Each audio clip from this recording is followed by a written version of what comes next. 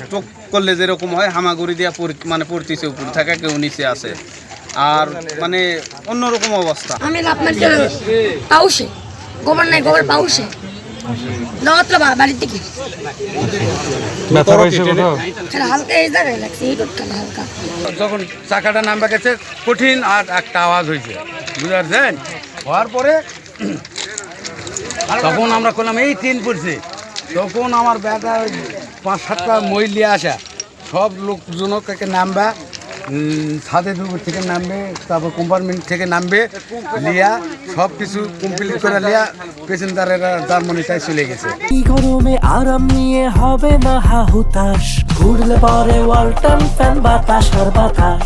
বাড়িয়া এবং বাগবাড়ি মাঝখানে, তো এর আগেও এই জায়গায় ট্রেনের একই রকম সমস্যা হয়েছিল, রেল কাটা ছিল। এর আগে রেল কর্তৃপক্ষকে ডেকে ঠিক করা হয়েছিল। এর আগেই এই ট্রেনটার দুর্ঘটনা হয়তো, কিন্তু কিছুদিন পরে হয়েছে।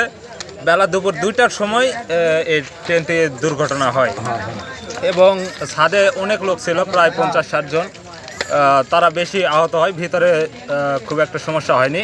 ছাদে যারা ছিল তারা মোটামুটি সবাই নিচে পড়ে যায় এবং সঙ্গে সঙ্গে তারা আহত হয়। তাদেরকে নিয়ে নওগাঁ সদর মেডিকেলে নিয়ে যাওয়া হয়। লোকজন কেমন ছিল? লোকজন মোটামুটি একটা বগিতে ছিল প্রায় শতাধিক লোক পার। তো উপরে যারা ছিল তাদের বেশি ক্ষয়ক্ষতি হয়, ভিতরে তেমন একটা ক্ষয়ক্ষতি হয়নি। তারা নিরাপদেই নামতে পারছে এবং এখান থেকে মেন রোডে যে সামনে, এদিক দিয়ে তারা নিজের গন্তব্যে পৌঁছে গেছে।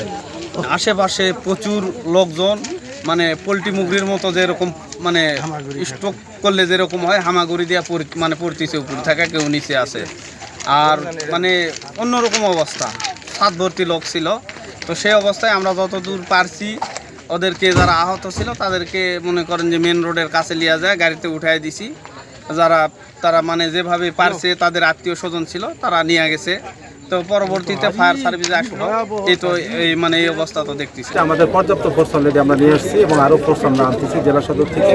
পার্শ্ববর্তী নওগাঁ জেলার সাপোর্ট আমরা নিব, কোনো সমস্যা হবে না ইনশাল্লাহ। যদি তারা যদি ট্রান্সশিপমেন্ট করে, আমরা পর্যাপ্ত স্পট দিয়ে তাদেরকে আমরা ঈদ যাত্রাটাকে সুন্দর এবং সুশৃঙ্খল করার জন্য সর্বোচ্চ চেষ্টা করি।